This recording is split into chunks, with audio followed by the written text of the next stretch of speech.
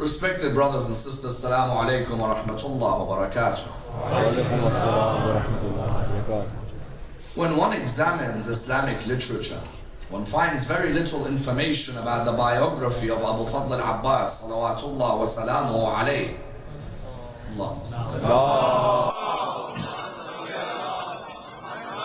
And indeed, very little information about the rest of the martyrs of the 10th of Muharram. And that if one was to study, for example, the lives of Habib ibn Madahir, or Muslim ibn Awsaja, or Hur ibn Yazid al-Riyahi, there is very little information within the Islamic literature about all their lives. And indeed, it is quite extraordinary the number of people who show their love for these personalities, even though they may only know about a day in their life, or a month in their life, or a year in their life. And this indeed highlights the importance and the need for us to write about the biographies of these personalities, to go back to the Islamic sources and be able to disseminate the knowledge that exists about each one of these personalities. And the idea that in the Muslim world today, unfortunately, many of these great personalities' biographies do not exist. And therefore you find many who do not know much about their lives except what they know of the events of Muharram. For example, you find that last year in my majalis in Muharram, I had examined the biography of Ali al-Akbar. And when examining the biography of Ali al-Akbar, you find that there wasn't much information at all available in many of the biographical works about his life. And even for that matter, if you were to ask many people about the biography of Abu Abdullah al-Hussain, you will find that many do not know much about the first 56 years of his life. As in, we know Abu Abdullah lived in this world for 57 years. Many do not know much except what happened in Muharram. Otherwise, the rest of his life, you will find that there aren't many biographies which are written which explain the first 56 years of his life. And therefore, there is a need for us to begin writing about the biographies of each of these personalities. Because as the hadith famously states, the ink of the scholar is greater than the blood of the martyr. The martyr, as we know, gives life towards the human being, gives life to the society that surrounds him. Whereas the ink of the scholar gives a vision for the future. The ink of the scholar builds a vision for the future of humanity, allowing them to understand the figures of the past in order that humanity is able to learn from the examples of these people. That's why sometimes people ask the question, what is the need to discuss the biography of Abu Fadl al-Abbas? As in, of what usage is this discussion of his whole life story? Number one, when you discuss the biography of Abu Fadl al-Abbas, you are able to take from the examples of his life and apply them into yours. As in, when you discuss the biography of any famous personality, the aim of the discussion of the biography is what? Is that you want to ensure that their biography, the examples and the principles are applied into your life. What they faced, you may face. What they spoke of, you may need to implement. On the second level, the importance of studying the biography of Abu Fadl al-Abbas is that there is a need for us to make Abu Fadl al-Abbas a universal figure, not just an Islamic figure. Why? Because we have a virus in the Islamic society. We cocoon our great personalities to ourselves and don't share them with anybody else. To many, Abu Fadl al-Abbas is ours. Nobody else is allowed to come near him. Whereas the reality is, Abu Fadl al-Abbas's life is an example for every human being, not just for the Muslim world. Abu Fadl al-Abbas is a universal figure. His principles may be appreciated by all human beings, not just by the followers of the schools of ahlulbayt. When one begins to write the biography of Abu Fadl al-Abbas, they write the biography not through the lens of a Muslim, but through the lens of a universal human being. That the principles which Abu Fadl stood up for in his life are principles which affect every human being. For example, we read that Abu Fadl al-Abbas, amongst his greatest merits was his brotherhood with Abu Abdullah. That we read in the ziyarah, Ni'mal Akh al-Muwasi. We read that this was the blessing of a brother who was the best of brothers towards his brother Abu Abdullah. When we read this, what do we find? We find that he never called him his brother all his life. He would always call him Sayyidi, Aba Abdullah. The only time he called him my brother instead of calling him my master was in his final moments. Such an example of brotherhood doesn't just apply to the religion of Islam, no. Such an example of brotherhood applies to every human being, and that's when any human being hears that one man lived on this earth for 34 years and never once called his brother, oh my brother. Always he'd call him my master. It can be taken by many in the non-Muslim world as a sign and a moral exemplar.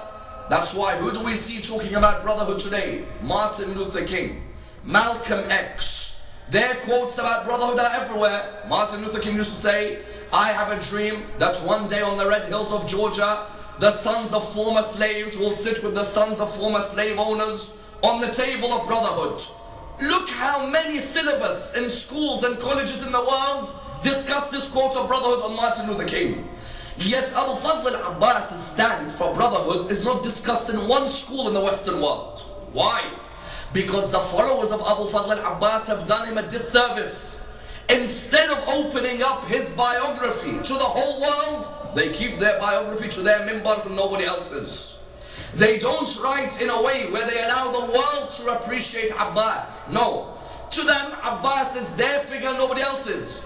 Whereas Abu Fadl al-Abbas' life is an example to each and every human being. And that's why tonight, I'd like to examine the whole biography of Abu Fadl al-Abbas. To look at the story of this man through the hadith of his nephew, Imam Zayn al-Abidin, salawatullah wa salamu alayhi. Imam Zayn al-Abidin has an exquisite quote about Abu Fadl al-Abbas. And this quote really opens up to us an understanding of the biography of this man. He states, Rahimallah Ammi al-Abbas. لقد آثر وفدى وواسى أخاه بنفسه فأعطاه الله جناحين عوض يديه كما صنع لجعفر بن أبي طالب. What does the hadith state? He says, mercy be on my uncle Abbas. He altruistically gave himself away towards his brother's cause, and that Allah replaced his hands with wings in Jannah in the way Allah gave wings to Ja'far ibn Abu Talib.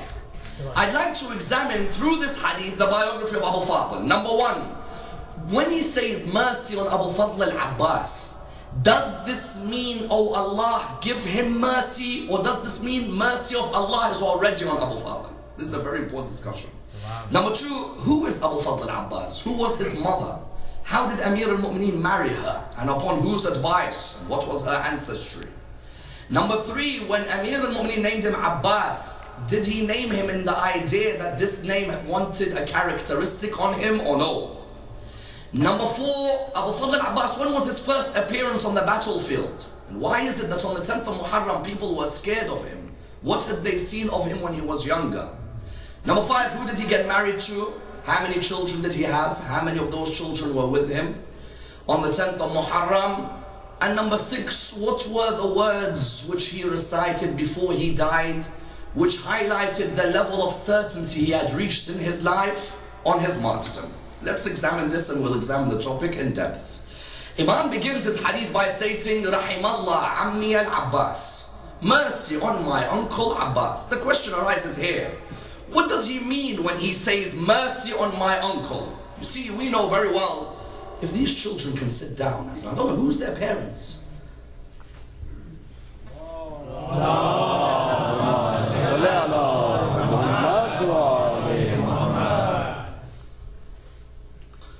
We know that mercy is amongst the greatest attributes of Allah subhanahu wa ta'ala. And the idea that when you study the 99 attributes of God, you find Ar-Rahman and Ar-Rahim are amongst the greatest attributes. You find that even when Allah subhanahu wa ta'ala begins the first chapter of the Holy Quran, He insists on mentioning His mercy twice in the first three verses.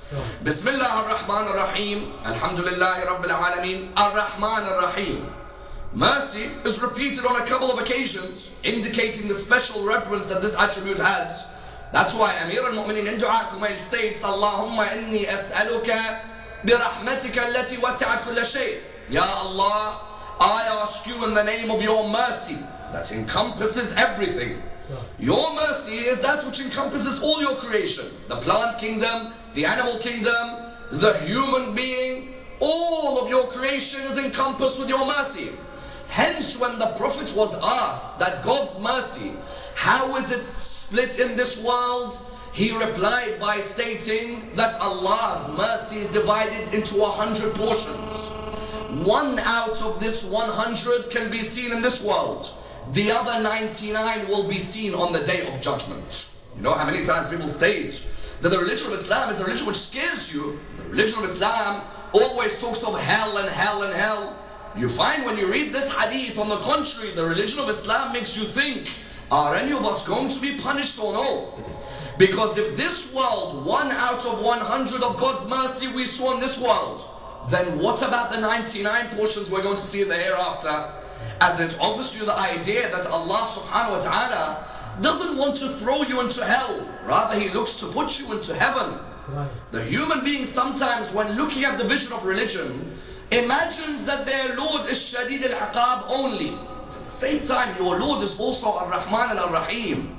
He is merciful and He seeks to display His mercy towards you. One day a man came to visit our Holy Prophet. The Holy Prophet was in his house. This man thought, considering Hassan and Hussain are in the house, I want to take a present towards the Prophet. What did he think he should take? He saw a pigeon on its nest. When the pigeon flew away from the nest, there were 2 of the babies of that pigeon in the nest. These 2 babies of that pigeon in the nest, he came and took them, and he went towards the house of Rasulullah. When he went towards the house of Rasulullah, he knocked at the door. Rasulullah answered. When Rasulullah answered, the man said, Ya Rasulullah, I thought to myself that I want to make sure that I get you and Hassan and Hussain a present. He said, what is it? He said that I thought for Hassan and Hussain, these 2 babies these 2 babies I want to give you. Rasulullah said, is that their mother that is encircling our house? He said to him, yes. He said, do you see the amount of mercy that that mother shows its child? He said, yes. He said, Allah's mercy is greater towards His creation. Notice that here the Prophet was giving a metaphor that Allah subhanahu wa ta'ala, His mercy is greater than the mercy which that bird would show its children. You find therefore that even within Islamic theology, a question arises. If Allah subhanahu wa ta'ala tells me, if I perform X and Y, I'll go to heaven. And if I perform Z, I'll go to hell. Is Allah obliged that when I perform X and Y to send me to heaven? And is He obliged when I perform Z to send me to hell? The theologians state that if you perform X and Y, Allah is obliged to send you to heaven. But if you perform Z, Allah is not obliged to send you to hell on certain issues in the Z. Because His mercy encompasses His wrath. And He may allow His mercy to encompass His wrath even on that issue. And therefore the question arises, how is Allah's mercy divided? Allah's mercy is divided into 3. Ibtida', Ataf, and Awad. Ibtida' is Allah's mercy which He gives to every one of His creations, irrespective of whether they are a Muslim or no. What is that mercy? That He brought us into this world. Isn't that a mercy? هل أتى على الإنسان حين من الدهر لم يكن شيئا مذكورا إنا خلقنا الإنسان من نطفة أمشاج نبتليه وجعلناه سميعا بصيرا إنا هديناه السبيل إما شاكرا وإما كفورا. Allah subhanahu wa ta'ala's first mercy on that level is that He brought us all into the world. Every single human being received that mercy, that they were not even worth mentioning. Allah opened the doors. The second type of mercy of Allah subhanahu wa ta'ala, what is it? The second type of mercy is that sometimes He is merciful to people even though they don't deserve it. There are some in this world, they don't deserve any mercy when they walk on this earth. Some who were the hypocrites of hypocrites. Some who were the most barbaric of characters. Yet did they have food every morning when they woke up? There are some who never asked Allah for anything. Yet He still gives those who ask and those who don't ask. That's the second level of mercy. The third level of mercy of Allah, if you do a good deed, I'll reward you. 1-on-1. The question arises when Imam says, Rahimallah Ammi al-Abbas, mercy on my uncle Abbas. Is the Imam asking Allah, Ya Allah, please give mercy to my uncle Abbas? Or is the Imam saying, no, my uncle Abbas is already receiving the mercy of Allah? It's the second. Why? Because Abu Fadl al-Abbas' stand on the 10th of Muharram was on that third level of mercy. You do a good deed, I'll reward you with my mercy. When Imam says, Rahimallah Amir Abbas, he's not asking Allah to send his mercy on Abbas. No, that's a very important point. He is saying that the mercy of Allah is already enshrouding Abu Fadl al-Abbas. That's number one. Therefore the question arises, what is the origin and the history of Abu Fadl al-Abbas? Amir al-Mu'mineen's wife, Fatima al-Zahra, salawatullah wa salamu alayha, died in the 11th year after Hijrah. Abu Fadl al-Abbas is born on the 4th of Sha'ban in the 26th year after Hijrah. Which means on the 10th of Muharram, he was 34 years old. The question arises that if Amir al-Mu'mineen, his wife died in the 11th year after Hijrah, and Abu Fadl al-Abbas is born in the 26th year after Hijrah, there's a 15-year gap there. Did the Imam marry al-Baneen straight away or no? No.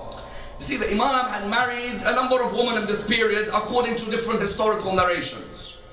Amongst the women he married, for example, Amana, who was the niece of Fatima, the narration states to us that she said to him that I want you to marry her after I pass away because she is the one who shows love towards my children. That's number one.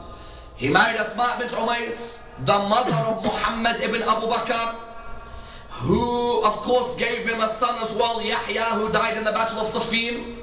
He married Khawla bin Ja'far, who gave him Muhammad ibn al-Hanafiyyah. That was another wife. And there was another lady he wanted to marry, who he wanted to give him sons who would be valiant warriors. So what did he do? He went towards his brother Aqil. In the mosque of Rasulullah in Medina, there were 4 who used to sit on carpets, individual carpets. These 4 who used to sit on individual carpets, one of them was Aqil. Aqil would sit there and these 4 people would come up to them and ask them about the ansab, the genealogies. People would come and ask them. They'd want to get married, for example. They'd come up to them and they'd say, we've got a problem. What is it? We want you to find us a woman. Her ancestors are renowned, let's just say, for example, are renowned traders or are renowned teachers. Amir al-Mu'mineen, when he came to Aqil, he said to him, Aqil, my brother, I want you to find me a lady who I want to marry, who her ancestors have got the most valiant warriors. What did Aqil reply back to him? He said to him, just give me a month and I will find you that lady. See, sometimes people imagine, he came to Aqil, Aqil said, al-Baneen. No. Came to Aqil, Aqil said to him, give me 1 month. Let me research the genealogies and I will tell you who the best lady is for you to marry. When he came back to him, he said to him, there's only one lady. He said, what's her name? He said, Fatima al-Kilabiyya. He said to him, how's her ancestry? He said, she has some of the most ferocious warriors as her ancestors. Who? He said, have you heard of Mula'ab al-Asinna? He said to him, yes. Mula'ab al-Asinna, he used to have a hobby.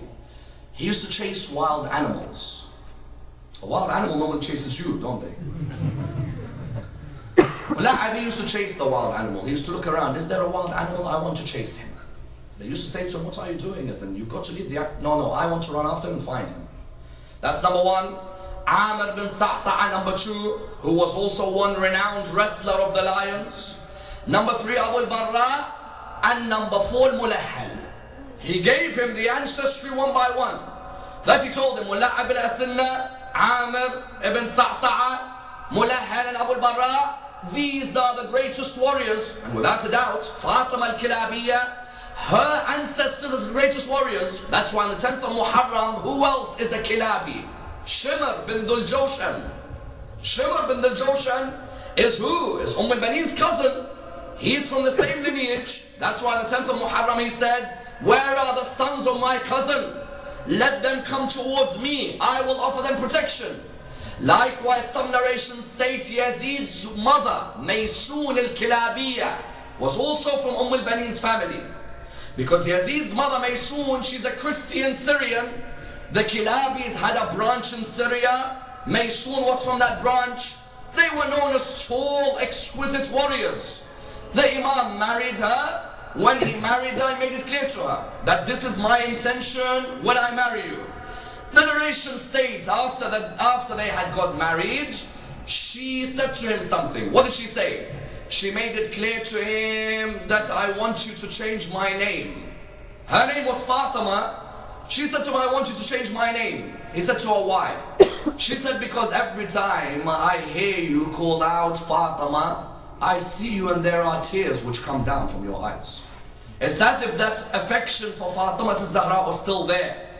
Because that Fatima al-Zahra gave him 4 beautiful children.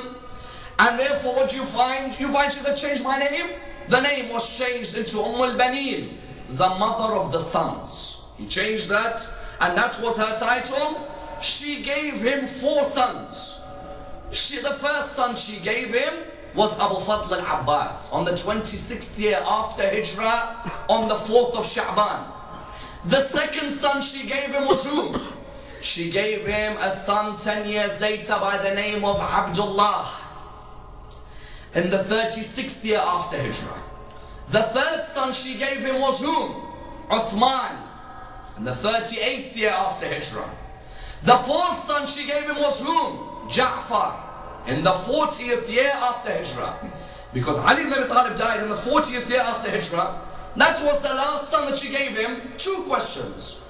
When he named his son Abbas, did he name with that name so that it's a characteristic which affects him? Or is it a name which has no meaning whatsoever, which affects you and your character? Because in Arabic grammar you have a name which can be mushtaq or jamid. Meaning what? Meaning you have a name which either you want that characteristic to imprint on the person's character, or you have a name which really isn't a characteristic. For example, if I want to name my son, let's say Shajara, tree. I want to name my son the tree. I don't think a tree is going to have an effect on his character. As in, like, a tree isn't going to come and have any meaning. But if I name my son Adil, for example, Adil means the just.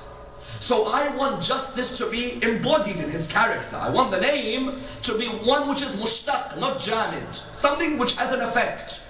When he named him Abbas, it's because he wanted the word Abbas to have an effect on his name. Because Abbas meant the one who frowns when on the battlefield. Abbas literally means the one who frowns. Abasa wa tawalla an ja'ahul a'ma. Abbas, put on the context, as the one who frowns when he looks in the battlefield. Therefore, when he named him Abbas, he wanted that characteristic. That this young man, when he emerges on a battlefield, you know very well his presence is there. And he has not come for a joke, he's come to finish you when he comes on that field. Another question arises, why did he name his son Uthman? Because his third son Uthman was named and he was born in the 38th year after Hijrah. Uthman ibn Affan, the third Khalifa, died 2 years earlier. Question, why would you name your son Uthman? As in today, in some communities, if somebody was named Uthman and he came to our communities, you would find people say we disagree with that name because we have differences of opinion politically with the issue. He didn't name his son except after Uthman ibn Maz'un. Uthman ibn Maz'un was one of the greatest companions of Amir al-Mu'mineen. He was the 14th convert to the religion of Islam. He was known by Amir al-Mu'mineen as a man who in the days of Jahiliyyah, he never ever drank alcohol, even though those around him all drank.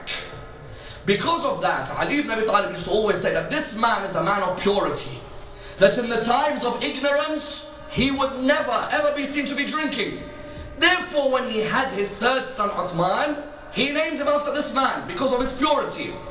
And you find that Amir al-Mu'mineen would have a close relationship with Abu Fadl al-Abbas. That can be seen where? That can be seen on a number of occasions. The first of them can be seen in the Battle of Siffin. Because the first appearance for Abu Fadl al-Abbas was in the Battle of Siffin. How old was he? He was 11. Because he was born in the 26th year after Hijrah. In the Battle of Siffin, it was in the 37th year after Hijrah. Abu Fadl al-Abbas was 11. In Muawiyah's army in Siffin, there was a commander by the name of Ibn Shasa, or Ibn Shasa. This commander in Muawiyah's army had 7 sons. And when he was in the army of Muawiyah, the narration states to us that he came forward at the beginning of the battle. He said, let Ali ibn Abi Talib come out and fight me one-on-one. Because I am ready here with my sons. They'll either kill him or I'll kill him. Must be a brave man. As in Ali ibn Abi Talib's resume on battles is quite good up to that day. But he was brave enough to say that. Amir al-Mu'mineen called Abu Fadl. Abu Fadl was only 11 at the time. He called him, he said, come here next to me. He said to him, I want you to go out there.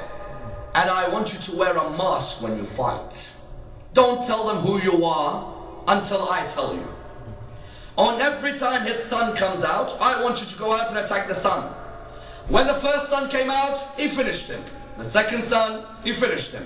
The third son, he finished him.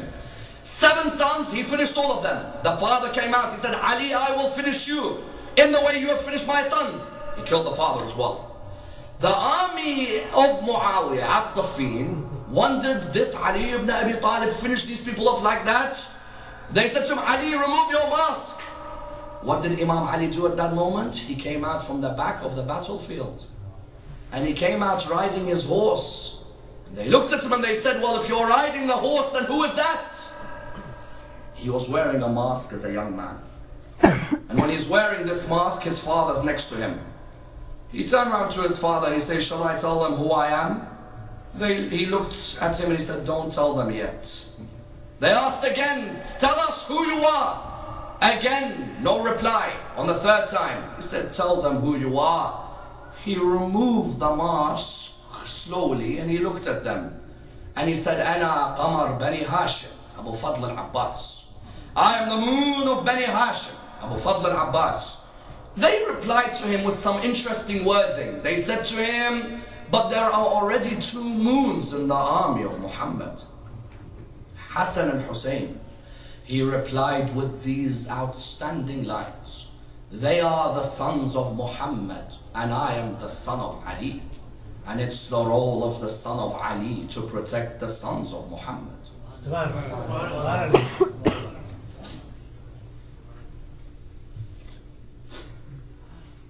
They are the hands of Ali and I am the eyes, and it's the role of the hands to protect the eyes. When he said that, they recognized his presence there and then in the battle. They recognized that this young man, young son of Ali ibn Abi Talib, was a commanding warrior, a man of a presence who nobody could come near. And indeed, in the ziyarah, amongst his qualities isn't just that he's a mujahid. No. In the ziyarah of Abu Fadl al-Abbas, we say, نعم المجاهد الصابر. الصابر, why? Because even before Karbala, Abu Fadl al-Abbas had displayed a great amount of patience when he saw his elder brother Imam al-Hassan dying. Because when they came to bury Imam al-Hassan wanted to be buried where? Imam al-Hassan wanted to be buried next to his grandfather. Certain political people of the time, Marwan ibn al-Hakam amongst them, they ordered, you cannot be buried near the grandfather, do not allow him. They ordered that his body is taken out. When his body was taken out, arrows enshrouded the body of Imam al-Hassan. Abu Fadl al-Abbas pleaded with Abu Abdullah, let me fight them. Let me at them. That's my big brother. How dare they enshroud his body with arrows like that? Abu Abdullah said to him, wait, there will be a day when you have your moment. But now you have to be patient. His sabr straight away. He stopped there, he said, that's it. If Abu Abdullah tells me that I don't need to go out and fight, then that's it, I'll stop. And that's why even al-Banin, when Abu Fadl al-Abbas wanted to get married, al-Banin, look at this lady's devotion to Abu Abdullah al-Hussein. It's a unique devotion. al-Banin, when Abu Fadl al-Abbas wanted to get married, you know what she said to him? She said, nobody can decide who you marry except Abu Abdullah al-Hussein. You have to go to Abu Abdullah. You need to ask from Abu Abdullah who you should marry. Abu Abdullah said to him, marry Zakiyya, the daughter of Al-Fadl ibn Abbas. Zakiyya, the daughter of Al-Fadl ibn Ubaidullah ibn Abbas. He went Al-Fadl, the daughter of Ubaidullah ibn Abbas. he married Zakiya. Zakiya, 2 narrations. One says Zakiya gave him 4 children, 3 of whom were present in Karbala. A second narration says no, she gave him 2 children. One of them was called Fadl, hence Abu Fadl. The second one was whom? The second one she gave him was Ubaydullah. And Ubaydullah is the one who, when Sayyidah Zainab returned back to Medina, Ubaydullah is the one who, when al-Banin heard about Karbala, she dropped him. Therefore you found that Abu Fadl Abbas had got married. He had those children. The narrations say to us that he would always be valiant alongside Abu Abdullah.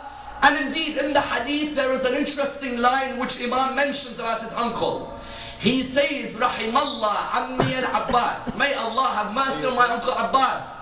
لَقَدْ آثَرَ. Please listen to the Arabic grammar, it's very important. Ahlulbayt do not pick any words. They choose particular words to describe actions. لَقَدْ آثَرَ وَفَدَى وَوَاسَى أَخَاهُ بِنَفْسِهِ. Why does he say آثَرَ بِنَفْسِهِ and not آثَرَ عَلَى نَفْسِهِ? Athara means an act of altruism. Imam is describing in this hadith that Abu Fadl al-Abbas has performed an act of altruism. He says, Athara binafsih akhah al-Hussein. He gave away himself. The question arises here. Why doesn't he say Athara ala, on himself? Why does he say with himself? Because there's 2 types of altruism in life. There's 2 types of selfless giving.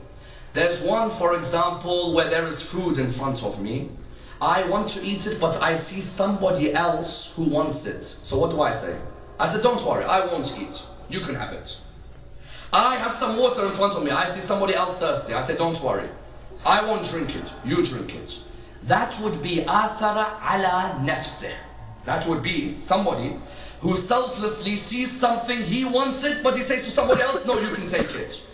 Athara binafsih differs. How? Athara binafsih is not that you can take it. No. I'm willing to give myself away completely to you. When he said to him, when he described his uncle, he said, Athara wa fada wa wasa akhahu binafsih. It means that Abu Fadl al-Abbas didn't do the lowest form of altruism, where he said, no, somebody else can take the stance. He said, I will give myself away for my brother Abu Abdullah. And that's why when you look at the next line in the hadith, what does it say? The next line says, فَأَعْطَاهُ اللَّهُ جَنَاحَيْنِ عِوَضَ يَدَيْهِ كَمَا صَنَعَ لِجَعْفَرِ بْنِ أَبِي طَالِبٍ. Allah gave him hands to replace, gave him wings to replace his hands in the way he gave wings to Ja'far ibn Abu Talib. Question number 1, Ja'far ibn Abu Talib, why would Allah give him wings? Because Ja'far ibn Abu Talib, the uncle of Abu Fadl al-Abbas, died in the Battle of Mu'tah. The Battle of Mu'tah was in the 8th year after Hijrah. Ja'far, the brother of Imam Ali, the son of Abu Talib, Ja'far had gone to lead this army against the Romans on the borders of Jordan. When he went to lead this army, he led the army with Zayd and Abdullah ibn Rawaha. When they led this army, one narration states Zayd was killed. Then Ja'far, the uncle of Abbas, was fighting. He was holding the flag. They cut off his right hand. He managed to hold the flag with the left. They cut off his left hand until they killed him.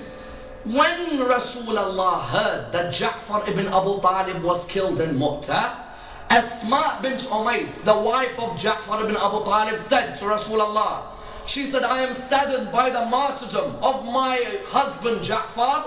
Rasulullah replied to her by stating what? He replied to her by saying to her, do not worry. Jibreel has informed me that Allah has replaced his hands with wings. The question arises, why would you need wings in heaven? What's the need for wings in heaven? Already in heaven you can do anything. You can point to anything and you'll get it. Wings in Islamic poetry and in Arabian poetry indicates majesty of the angels. Because we know that angels are seen as being one of God's highest creation. An angel, however, has intellect and no emotion. An animal has emotion and no intellect. The human has intellect and emotion. Therefore, if a human being can balance their intellect and their emotion, then they become higher than the angel. But if their emotion overtakes their intellect, they are lower than the animal. There are some human beings in history, Allah wanted to show that they are my angels on earth. So when Rasulullah said Ja'far ibn Abu Talib flies with wings in heaven, it doesn't mean that he literally flies. It means he is the angel of the people of heaven.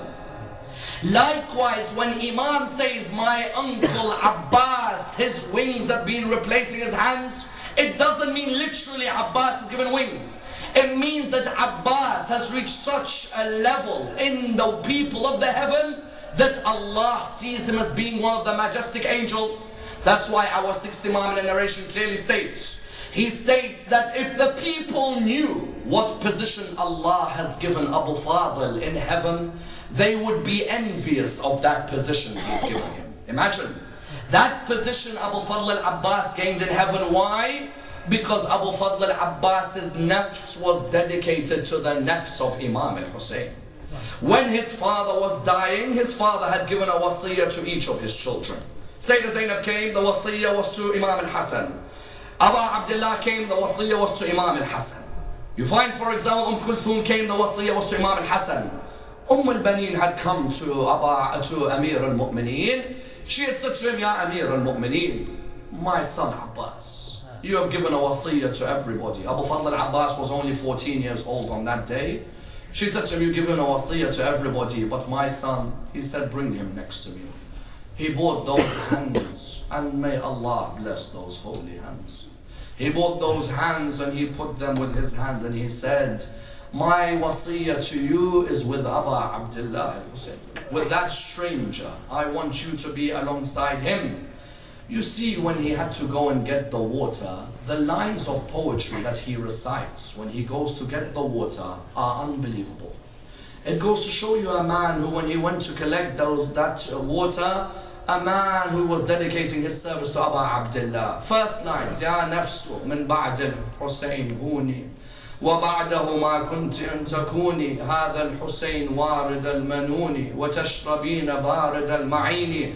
You know, when he had come to that water, he picked it up. As he picked it up, he wanted to drink it. Then he said the words. What did he say? He said, oh self, after Hussein there is revival, but after this life there is humiliation if you are not on his way. This is Hussein drinking the syrup of death while I drink the syrup of this cold water. He didn't accept it. He put that water back in. When he went back with the water, they came and they cut his right hand. He recited the lines, Wallah inqata'tum yamini, inni uhami abadan an dini, wa an imamin sadiq al-yaqini, najla al-nabiy al-tahir al-amini. I swear if you cut off my right hand, I will forever protect this religion and protect an imam who is truthful and certain, the great grandson of the Holy Prophet.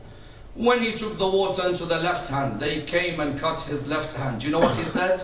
Ya nafs la takhshay min al-kuffar wabshiri bi rahmat al-jabbar ma'a al-nabiy al-sayyid al-mukhtar. O self, do not be scared of these kuffar. Rather get ready for the mercy of the Jabbar, where you will be alongside the chosen one who he sent to this world.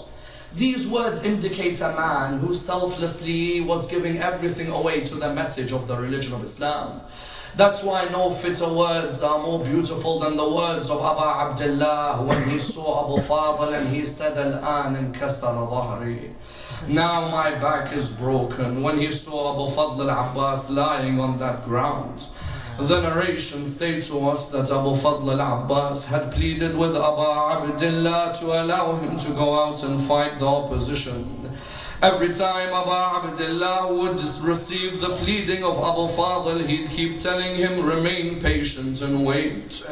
Every time Abu Fadl al-Abbas would ask Abu Abdullah, allow me to go out, he would ask him, let me fight them, those who have killed my nephews. For they had killed Al-Qasim, and they had killed Ali al-Akbar, and they had killed Awn al-Muhammad. He wanted to go out and fight until he heard the cries of Sukayna bint al-Hussein.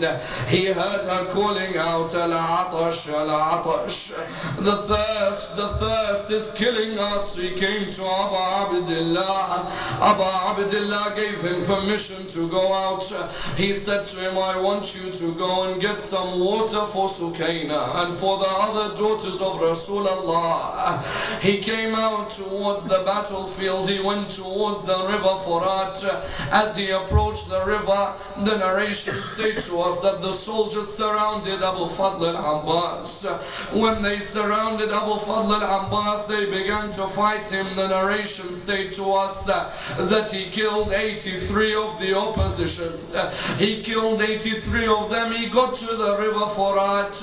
When he got to the river Furat, he saw the water in front of him. Imagine for days you have been thirsty and now the drink of water lies in front of you. But he said his lines when he said, how can I drink the syrup of cold water when my brother Hussein drinks the syrup of death? He took that water, he put it in the flask, he went back on his horse. On his way back, Umar ibn Sa'ad had ordered his soldiers to sit on the trees so that they can envelope and they can engulf Abu Fadl al-Abbas upon his return. When he was returning, all of a sudden they began to surround him. One of them came and he struck the right hand of Abu Fadl al-Abbas. When he struck the right hand, Abu Fadl al-Abbas took the flask in his hands. He took it in his left hand. When he took it in his left hand, they struck him on his left hand. Now Abu Fadl al-Abbas carried the water in his mouth. He was trying to hold on to the flag at the same time. He was sitting on the horse. When he was sitting on the horse, the narration states to us that somebody came and struck Abu Fadl al-Abbas with an arrow on his eye. Imagine the scene for Abu Fadl al-Abbas without his hands, and now with an arrow on his eye. He called out, Abu Abdullah, Adrikni, Aghithni, come towards helping me. One of the scholars narrates an incident. He says that when he had given the majlis of Abu Fadl al-Abbas, in his dream he saw Fatima al-Zahra. When he gave this majlis, he saw Fatima al-Zahra crying. He said, after I had given the majlis of Abbas, when I had seen her crying, I wondered why she was crying. I asked her, have I said something wrong in my majlis that you cry? She said, no, you haven't. He said to her, then what is it? She said, whenever you recite the Masa'ib of Abu Fadl al-Abbas, I want you to mention one line. He said, what is it?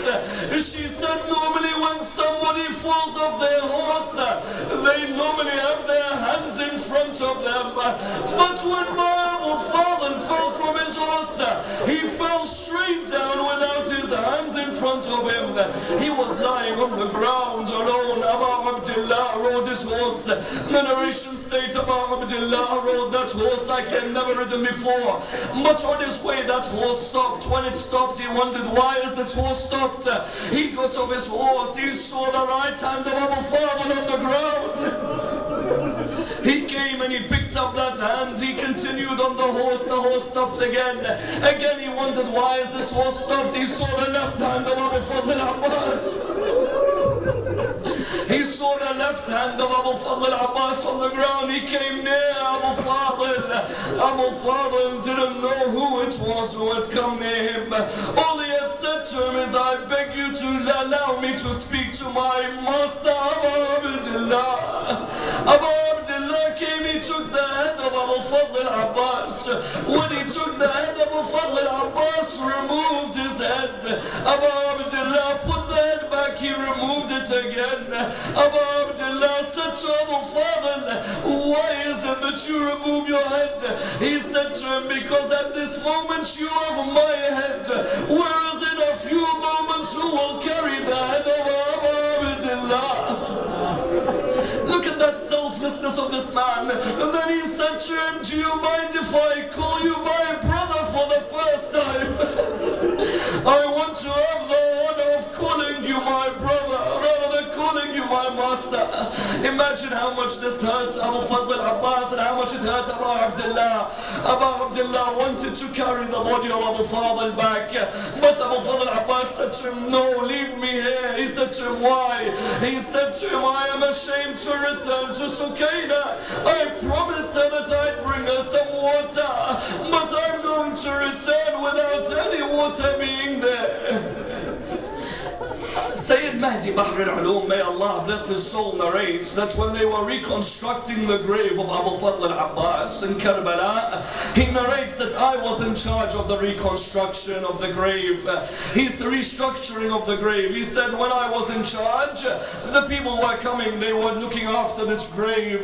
He narrates that when they were looking after it, one of the builders came towards me. When he came towards me, he said to me, he said, you know, you say Abu Fadl al-Abbas was a tall man.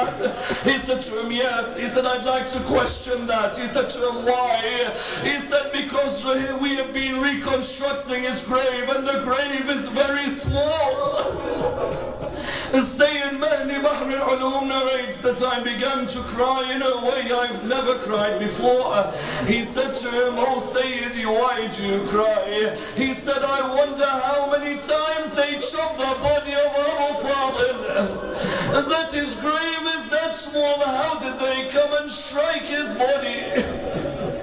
Inna lillahi wa inna ilayhi raji'un. We pray to Allah subhanahu wa ta'ala to keep us on the path of Muhammad wa al Muhammad, to raise us with the Imam of our time, Imam Sahib al-Asr wal-Zaman, to allow us to be amongst those who protect his message. We pray to Allah subhanahu wa ta'ala to allow us to receive the intercession of Abu Fadl al-Abbas.